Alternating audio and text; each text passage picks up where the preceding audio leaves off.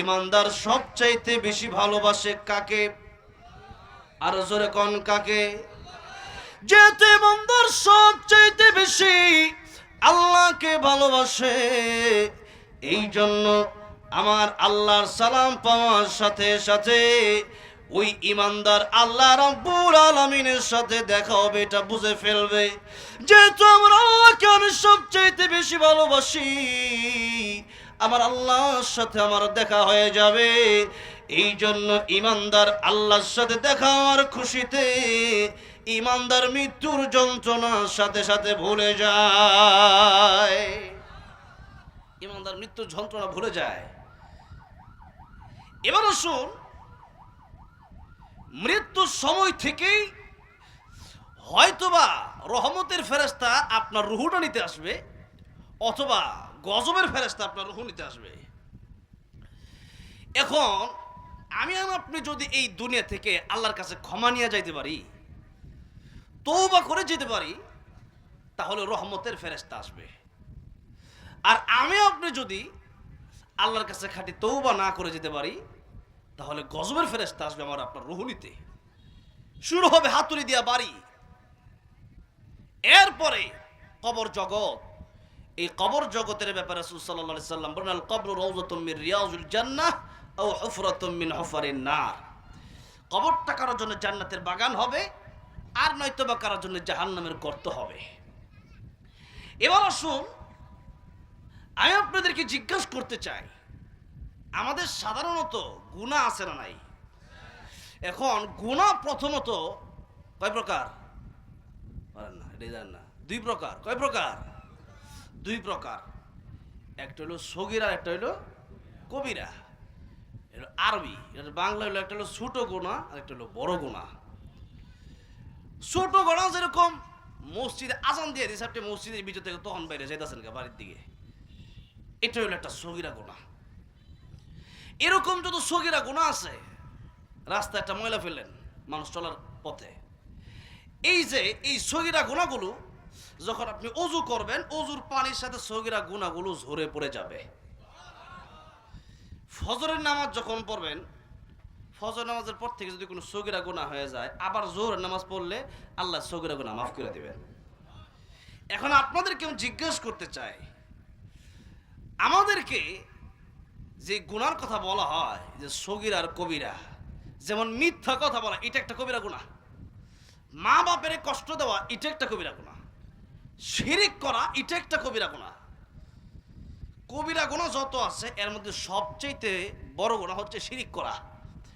আমাদের দেশের ভিতরে শিরিক আছে না নাই? কবর পূজা আছে না নাই? মাজার পূজা আছে না নাই? বাবার পূজা আছে না নাই? এই যে যারা বাবার পূজা করতেছে, মাজার পূজা করতেছে, আর খাট পূজা, তালা বাবা, মাস্তান বাবা, সানসুর বাবা, কত যে বাবা বাড়িছে, এই যে বাবার পূজা করতেছে, আপনাদেরকে জিজ্ঞেস করতে চাই, এই বাবারে সে তার বাবার পায়ে সেজদা দিচ্ছে, আর হিন্দুরা মূর্তির পায়ে সেজদা দিচ্ছে, তাহলে পার্থক্যটা রইল কই? কথা হইল লা ইলাহা ইল্লাল্লাহ, আল্লাহ ছাড়া আর কোনো মাবুদ নাই। আমি ইন্ডিয়াতে গেছিলাম, ইন্ডিয়াতে যাওয়ার পর আমার গ্রেফতার করছিল একবার, কত বছরের ঘটনা। গ্রেফতার করার পরে আমার পুলিশে জিজ্ঞেস করার লাগিয়া যে আপনি ওয়াজ করবার আইছেন, কি ওয়াজ করছেন? আমি কিছু আল্লাহ রাসূলের দাওয়াত দিছি।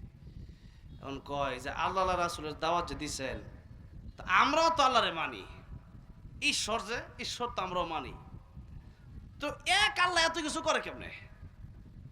আমি কি আপনার কথা মাথা ধরে না? লাউ কানা ফীহিমা আলিহাতুন ইল্লাল্লাহু লাফাসাদাতা। এক আল্লাহ, আল্লাহ নিজে কইতাছে, আল্লাহ যদি দুইজন হইতো তাহলে মারামারি লাগিয়া দুইজনই ধ্বংস হয়ে যেত। কার কথা? আল্লাহর কথা। এক আল্লাহ কইতো যে আজকে সূর্য উড়ামু, আর এক আল্লাহ কইতো সূর্য উঠবো না। এক আল্লাহ কইতো আজকে জুবাইর আহমদ তাশরিফের মরণ আজকে হইব, আর এক আল্লাহ কইতো না, জুবাইর আহমদ তাশরিফ আর 50 বছর বাঁচবো।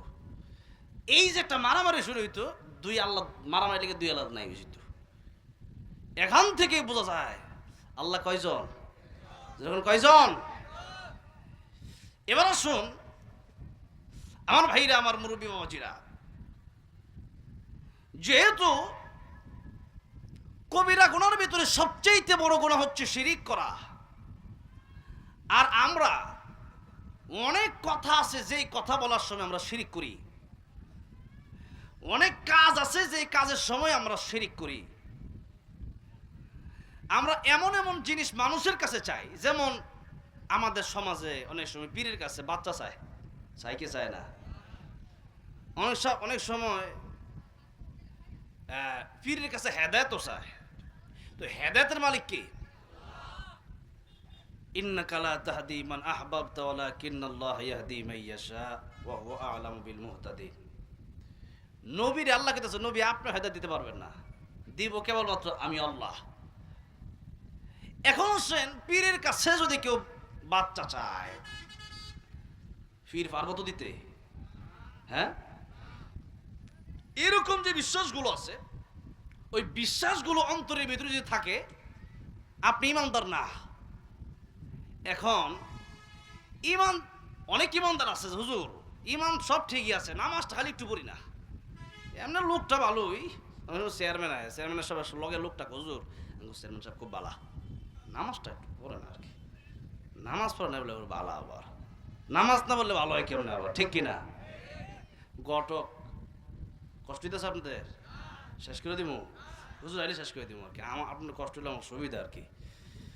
এখন ঘটক আপনার কাছে আইছে যে আপনার পুরো লাগে একটা পাত্রী দেখছি, খুব সুন্দর, বেশি লম্বাও না, বেশি খাড়াও না, বেশি মোড়াও না, বেশি চিকনও না, নেত্রকোনা জেলায় পরীক্ষার মধ্যে ফার্স্ট, মেট্রিক পরীক্ষা পাস, একবারে ফার্স্ট হয়েছে। এরপরে মনে করেন যে রাঁধতে পারে, লুডুস পাক করতে পারে, ভাত তরকারি গরু সব রাঁধতে, সব বালা। একটা একটু সমস্যা আছে, খালি একটা সমস্যা। আমনে কইলেন যে কি সমস্যা? ঘটক কইল যে এত সমস্যা শুনে লাভ আছে? এত সমস্যা সব কি আপনি কি 100-100 ভালো পাইবেন নাকি? একটা তো সমস্যা থাকবোই। তা আপনি কইলেন এটা কি, এটা কও না। বড় সাহেব না শুনলাম, তাহলে বাদ যাও, বিয়া বাদ। কথাটা শুনেন, মেয়েটা সব কিছুই ভালো, দেখতে সুন্দর, বংশও ভালো, পড়ালেখাও ভালো, রাঁধতে রাঁধতে সব কিছুই পারে, পছন্দ হইব। কিন্তু মেয়েটা রাত বেড়াইতে যে কই থাকে তার ঠিক নেই, চরিত্র বলা না।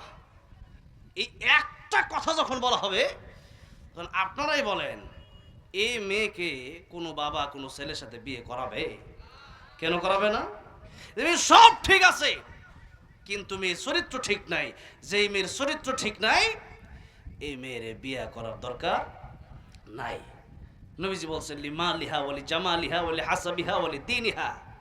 মানুষ একটা জিনিস দেখে বিয়ে করে, লিমালিহা ধন সম্পদ, ওয়ালি জামালিহা সৌন্দর্যতা, ওয়ালি হাসাবিহা বংশ, ওয়ালি দীনিহা দিনদার। এখন নবীজি বলতেছেন যদি দিনদার পায়া যাও, এটা দেখে বিয়ে করো, তাহলে দুনিয়া আখিরাত কামিয়াব হয়ে যাবে। যেরকম সুবহানাল্লাহ। দিনদার ছাড়া খালি চামড়া দেহ, তাহলে দুনিয়া তো বিপদ আছে, জাডার বাড়ি আছে, আর পরকালে তো আছেই। যেরকম ঠিক না ঠিক? বউ পর্দা করতো না, এটার শাস্তি আমরা বুক করতে পারবো। দায়ুস খালি বউ না, আমরা বউ পর্দা করেন, আপনি কিছু কর না কেন? এই জন্য শুন, যে কথা বলতেছিলাম, একটা মানুষ শিরিক যদি করে, গুনাহ যদি করে, ওই মানুষ প্রকৃত পক্ষে ভালো হতে পারে না। আর শিরকু বিল্লাহ, শিরিক যদি কেউ করে, আল্লাহ কষ্ট পায়, বড় কষ্ট পায়, সবচেয়ে বেশি কষ্ট পায়। যার কারণে আল্লাহ রাব্বুল আলামিন কোরআন শরীফের ভিতরে বললেন, ইন্নাল্লাহা লা ইয়াগফিরু আন ইউশরাকা বিহি ওয়া ইয়াগফিরু মা দুনা যালিকা লিমান ইয়াশা ওয়া মান ইউশরিক বিল্লাহি ফাকাদ ইফতারা ইসমান আযীমা। আমি আল্লাহ চাইলে তোমাদের জিন্দেগীর গুনাহগুলি মাফ করে দিতে পারি। আমি আল্লাহ রহমান, আমি আল্লাহ রহিম, আমি আল্লাহর একটা নাম হলো গফফার। বান্দারে তওবার মতো তওবা করলে আমি আল্লাহ জিন্দেগীর গুনাহ মাফ করে দেব। শিরিকও যদি কেউ করে থাকে, হিন্দু বৌদ্ধ খ্রিস্টান যদি তওবা করে আসে, আমার আল্লাহ রাব্বুল আলামিন পিছনের গুনাহগুলো মাফ করে দেন। কিন্তু এটা হচ্ছে আখিরাতের কথা, এটা হচ্ছে কবর জগতের কথা। কবরে যাওয়ার পরে কিয়ামতের কঠিন ময়দানে আল্লাহ বললেন, আমার ইচ্ছা হলে আমার নাম রহমান, আমার নাম রহিম, আমি আল্লাহর নাম গফফার। ও বান্দারে, কিয়ামতের ময়দানে আমার এক একটা বান্দাকে এক একটা উসিলা দেখে দেখে আমি আল্লাহ রাব্বুল আলামিন জান্নাতের মেহমান বানায় দেব। এমনকি হাদিস শরীফের ভিতরে এসেছে, মরুভূমিতে এক মুসাফির চলতেছে, পানির পিপাসায় কাতরাচ্ছে, আরেকজনের কাছে এক বোতল পানি আছে। এখন তারও একটু পরে পানির খুব দরকার, জরুরি দরকার। এই লোকটা এই পানিটা যে ব্যক্তি কাতরাচ্ছে পানির জন্য তারে দিয়ে দিল। কিয়ামতের ময়দানে দেখা যাবে যেই ব্যক্তিটা পানি দিয়ে দিল ওই ব্যক্তিটার নাম আসবে জাহান্নামের লিস্টে, আর যারে পানি খাওয়াইছিল, যারে পানি পান করাইছিল তার নাম আসবে জান্নাতের লিস্টে। আল্লাহ বলবেন, ফেরেশতারা রে, ওই যে জাহান্নামে যায় ওই ব্যক্তিটাকে, ওই যে ব্যক্তিটাকে পানির এক পেয়ালা পানি পান করাইছিল ওই ব্যক্তির সামনে দিয়ে নিয়ে যাও। যে মাত্র বলা হবে কিয়ামতের ময়দানে সে ভালো করে চিনবে ওই ব্যক্তিটাকে, যে মাত্র চিনবে এমনি ডাক দিয়ে বলবেন, ও আল্লাহর বান্দা, দুনিয়াতে তুমি বিপদে পড়েছিলে পানির জন্য, আমি তোমাকে পানি পান করেছিলাম। আজকে কিয়ামতের কঠিন ময়দানে আমি বিপদে পড়েছি, তুমি কি পারো না আমার জন্য আল্লাহর কাছে একটু সুপারিশ করতে? আর আল্লাহর নিয়ম হলো, আল্লাহ যদি একবার কাউকে জান্নাতের টিকিট কিয়ামতের ময়দানে দিবেন, তার কাছ থেকে কোনোভাবেই জান্নাতের টিকিট আল্লাহ রাব্বুল আলামিন ক্যান্সেল করবেন না। ও আল্লাহর বান্দা, তুমি তো জান্নাতে হয়ে গেছো, তুমি কি পারো না আমার জন্য একটু সুপারিশ করতে আল্লাহর কাছে? তুমি যদি সুপারিশ করো তোমার টিকিট বাতিল হবে না, টিকিট ক্যান্সেল হবে না। যেই মাত্র এই কথা বলবে এমনি লোকটা ডাক দিয়ে বলবে, হ্যাঁ, দুনিয়াতে বড় বিপদের সময় তুমি আমার উপকার করেছিলে এক পেয়ালা পানি পান করায়া। আজকের কিয়ামতের ময়দানে তুমি বিপদে পড়েছ, আমার তো আর তোমার জন্য সুপারিশ করলে জান্নাতের টিকিট ক্যান্সেল হবে না। আল্লাহ তাআলা এই লোকটা দুনিয়াতে বড় উপকার করেছিল, আমার মরুভূমিতে এক গ্লাস পানি আমারে পান করাইছিল। আল্লাহ তাআলা আজকের কিয়ামতের কঠিন ময়দানে তুমি কি পারো না তার একটু জান্নাতের মেহমান বানাতে? আল্লাহ রাব্বুল আলামিন বলবেন, বান্দারে, আমি আল্লাহ চাইলে তারে সরাসরি জাহান্নামে দিতে পারতাম, কিন্তু বান্দারে আমি আল্লাহ ইচ্ছা করে তোরেও উসিলা বানায়া ওই যে দুনিয়াতে তোর বিপদের সময় তোরে পানি পান করাইছিল, আজকের কিয়ামতের কঠিন ময়দানে তারে জান্নাতে দেওয়ার জন্যই তোর সামনে তাকে এনেছি। যারে বান্দা, তোর সুপারিশ আমি আল্লাহ মঞ্জুর করে নিলাম। ওই দুনিয়াতে তার একটু পানি পান করানোর জন্য যেহেতু তোর মনে দয়া মায়া জাগ্রত হয়েছিল, আমি আল্লাহ তোর চাইতে কোটি কোটি গুণ বেশি দয়া মায়া আমি আল্লাহর আছে। ও বান্দারে, তোর সুপারিশ আমি আল্লাহ মঞ্জুর করে নিলাম। বিনিময়ে তোর শুধু একা নয়, এই বান্দাটা যার নাম জাহান্নামের লিস্টিতে ছিল, এই বান্দাটাকেও তোর সাথে আমি জান্নাতের মালিক বানায়া দিলাম। দুইজনই জান্নাতের মালিক হয়ে যাবে। আমার ভাইরা, আমার মুরব্বি বাবাজির, আজকের এই মাদ্রাসায় আমি আসার আগে অনেক মানুষ টাকা পয়সা দিয়েছেন। এই যে টাকা পয়সাগুলো দিচ্ছেন, ওই ব্যক্তি যদি এক গ্লাস পানি তারে পান করে জান্নাতে যেতে পারে, আপনাদের কি মনে হয় না যে 500 টাকা মোহাম্মদী ইসলামী হাফিজিয়া মাদ্রাসায় যে দিছেন আজকে, এটার কারণে আল্লাহকে জান্নাত দিতে পারে না? কিন্তু আমরা মনে করি যে এটা মনে হয় শেষ, এক ব্যাংকে টাকা রাখছিলাম, মাদ্রাসার ফান্ডের টাকা। নামটা কইলাম না, নাম কইলে পরে এই ব্যাংকের ম্যানেজার আমার ফোন দিব কালকা, যে হুজুর কি কইলেন, ঝামেলা আছে আর কি। টাকা রাখছি, মাদ্রাসার বাজার করলে লাগে 1 লাখ 2 লাখ টাকা। তো মাদ্রাসার বাজার করেছেন টাকা ওটা 25,000-এর বেশি আর দেয় না। দুনিয়ার ব্যাংকে টাকা রাখলে পরে এটা মার যেতে পারে, কিন্তু ফি সাবিলিল্লাহ আল্লাহর যে ব্যাংক আছে, ওই আল্লাহর ব্যাংকে টাকা রাখলে কি মায়ের যাবে বলেন? আল্লাহর ব্যাংকে টাকা রাখলে কোনো মায়ের নাই। এই জন্য গুনাহ ছোট হলেও করা যাবে না, নেকি ছোট হলেও ছাড়া যাবে না। আল্লাহর একজন বান্দা রুটি বিক্রি করে, আস্তাগফিরুল্লাহ আস্তাগফিরুল্লাহ পরে রুটি বানায়। আহমদ ইবনে হাম্বল রহমতুল্লাহি আলাইহি, আমাদের পরিচিত 4 জন ইমামের একজন ইমাম, হানাফি শাফি মালিকি হাম্বলি, আহমদ ইবনে হাম্বল। মুসনাদ আহমদ ইবনে হাম্বল রহমতুল্লাহির প্রায় 40,000 হাদিস সংকলন করা আছে, জোরে কোন সুবহানাল্লাহ।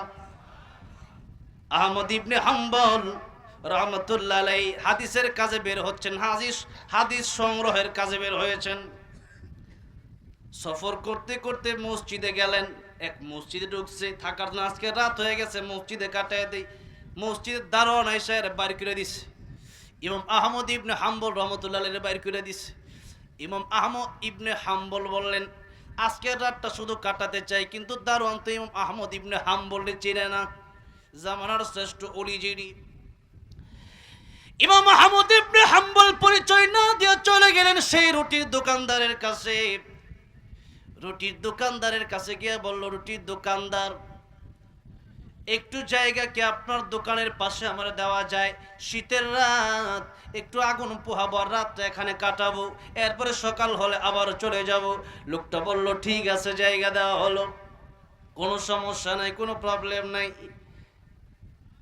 হুজুর তাকে দেখতেছেন, লোকটা রুটি বানায়, আর পরে আস্তাগফিরুল্লাহ, রুটি তাওয়াতে দেয়, আর পরে আস্তাগফিরুল্লাহ, রুটি বিক্রি করে, আর পরে আস্তাগফিরুল্লাহ, ক্যাশের টাকা রাখে, আর পরে আস্তাগফিরুল্লাহ। ইমাম আহমদ ইবনে হাম্বল রহমতুল্লাহ আলাইহি জিজ্ঞাসা করলেন, আল্লাহর বান্দারে, আস্তাগফিরুল্লাহ তো পড়ো তুমি, বলো তো আস্তাগফিরুল্লাহ তো পড়ার কারণে তোমার লাভটা কি হয়েছে, তুমি কি ফায়দা পাইছো? এত আস্তাগফিরুল্লাহ আস্তাগফিরুল্লাহ আস্তাগফিরুল্লাহ কেন পড়ো? ওই রুটি বিক্রেতা ডাক দেয়া বলে, ইমাম হুজুর এখনো তো চেনে নাই।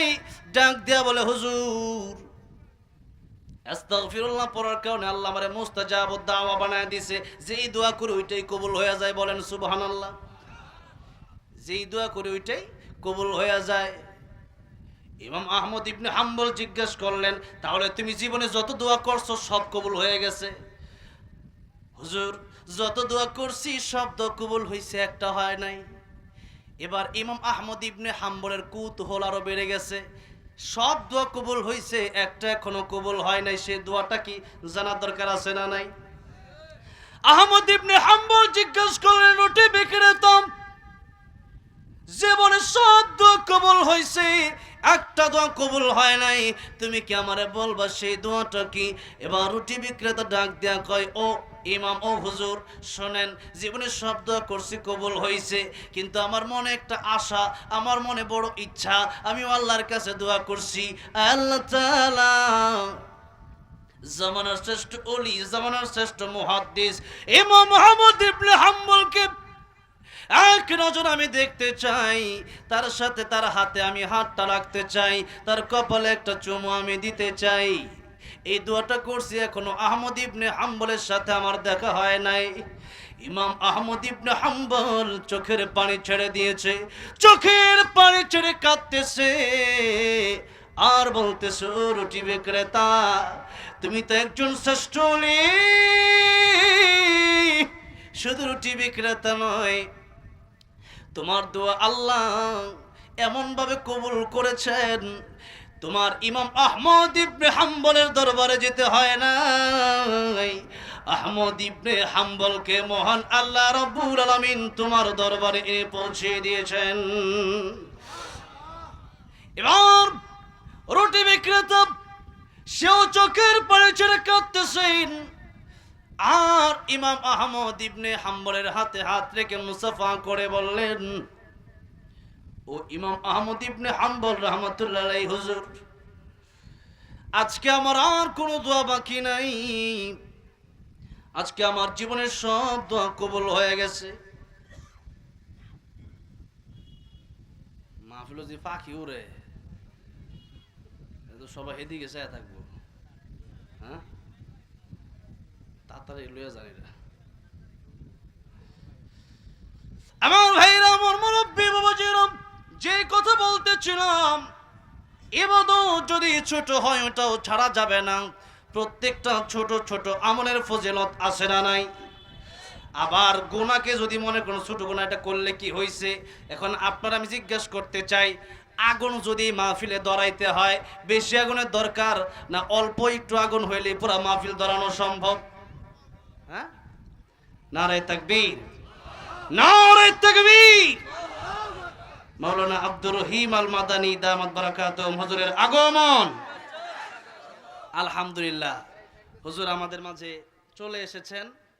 আমি আর লম্বা করব না, আপনার আমার জন্য দোয়া করবেন।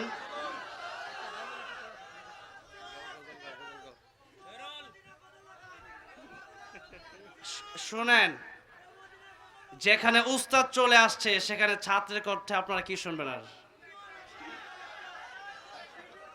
না, এখন উস্তাদ চলে আসছে, ছাত্রের কোনো খাওয়া আছে নাকি এখানে? হ্যাঁ, হুজুরের কাছ থেকে শুনবেন আজকে। হ্যাঁ, ঠিক আছে, বসেন আপনারা, নীরবতা বজায় রেখে বসেন। আপনারা যারা দাঁড়িয়ে আছেন আপনারা মেহেরবানি করে ভিতরে চলে আসেন। আলহামদুলিল্লাহ, আজকের এই প্রোগ্রামটিতে অনেক বড় বড় আলেম উপস্থিত হয়েছেন। এত দূর আমি মনোহরগঞ্জে জীবনেও আসি নাই, জানিও না। হ্যাঁ, মোহনগঞ্জ জীবনও আসি নাই, আর জানি না এত দূরে, ও বাবারে, সেই ময়মনসিংহ থেকে 3 ঘন্টা রাস্তা এখানে। তো যাই হোক, আল্লাহ রিজিক রেখেছেন, আসছি আলহামদুলিল্লাহ। আমার যিনি খাবারটা খাওয়াইছে এত স্বাদ হইছে। হালাল খাবারের স্বাদ আছে না নাই? গরিব মানুষ যদিও হয়, কিন্তু খাবারটা যদি হালাল হয় তার স্বাদের একটা ভিন্নতা আছে না নাই? আর যদি সুদখোর ঘুষখোরের ঘরে খাবার খাইতে যায়, তো যত বড় মুরগি রানি দেখ স্বাদ লাগে না। আমারে এক বান্ডেল কলাও দিয়ে দিছে আমারে, কোন মারহাবা। অনেক মহব্বত করে আপনাদের এলাকার মানুষ, এবং খুব সাদা মনের মানুষ। আল্লাহ যেন এলাকায় রহমত বরকত নাজিল করেন, বলেন আমিন। অনেক ক্ষতিগ্রস্ত হয়েছেন আপনারা, এটা মনে করবেন যে এটা পরীক্ষা এসেছে। যেহেতু আমরা ইমানদার, পরীক্ষা আমাদের আসতেই পারে, ভেঙে পড়া যাবে না। আল্লাহ রাব্বুল আলামিন সবাইকে আবারও সুন্দর একটা জীবন দান করেন, বলেন আমিন। আমাকে অনেকেই যেহেতু বলেছেন, আমাকে অত্যন্ত ভালোবাসেন, মহব্বত করেন, আমার অত্যন্ত কলিজার হৃদয়ের মানুষ মাওলানা আব্দুর রহিম আল মাদানী হাফিজাহুল্লাহ, আল্লাহ নেক হায়াত দান করেন, বলেন আমিন। আল্লামা সাইদি রাহমাতুল্লাহ আলাইহি চলে গেছেন এই পৃথিবী ছেড়ে।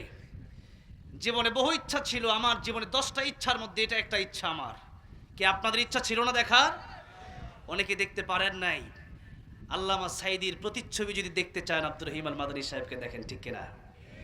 আমাদের আরো একজন আলেম আছেন, আমি প্রায় সময় যখন মাহফিলে ওনারা আসেন আমি ওনাদের কথা বলি। মাওলানা আব্দুল আমিন দামাত বারাকাতুহুম হুজুরের মাদ্রাসার প্রোগ্রামে আমাকে 7 নভেম্বর দাওয়াত করেছেন, আমি যাব সেখানে ইনশাআল্লাহ। তো এই দুইজন মানুষ, ওনাদের কণ্ঠ শুনলে মনে হবে যেন আল্লামা সাইদ রহমতুল্লাহ আলাইহি বয়ান করছেন। আল্লাহ যেন বাংলার ঘরে ঘরে আল্লামা সাইদি তৈরি করে দেন, জুড়ে করো আমিন। আমি একেবারে শেষ মুহূর্তে, রাত অনেক লম্বা হয়ে গেছে, 11টার উপরে বেজে গেছে, আমি চলে যাব। আপনারা হুজুরের জবান থেকে আলোচনা শোনার জন্য অপেক্ষমান আমি জানি। এরপরও হুজুর যেহেতু আমাকে অনুরোধ করেছেন বড়দের আদেশ পালন করার জন্য, আমি অল্প অমদিনার মাটিরে যে গল্পটা আপনারা গাওয়ার জন্য বলেছেন অল্প গাবো, ঠিক আছে? পরোটা এখন তো আল্লামা সাইদিও আসতেছে একটা, ঠিক আছে, বেশি খাইতে গেলে পরে সব তিতা হয়ে যাবে, অল্প। ও মদিনার মাটি রে,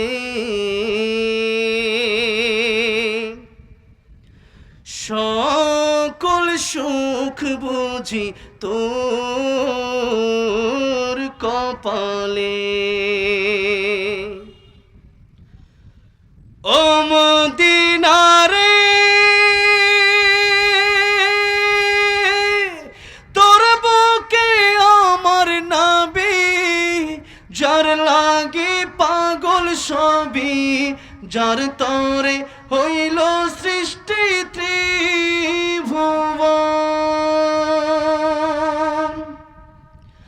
কাঁদি আমি সারাক্ষণে, কখন যাব সেখানে, সহে না আর পরাণে। ও মদিনার মাটি রে, সকল সুখ বুঝি তোর কপালে। ও মদিনা রে,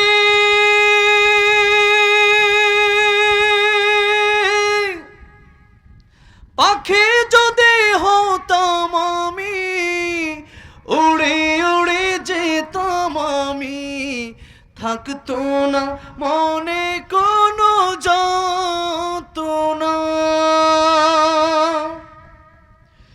দেহে নাই পাখায় আমার, সাথে নাই টাকায় আমার, কেমনে যাব সেখানে। ও মদিনার মাটি রে, সকল সুখ বুঝি তোর কপালে। ও মদিনার মাটি রে, সকল সুখ বুঝি তোর কপালে।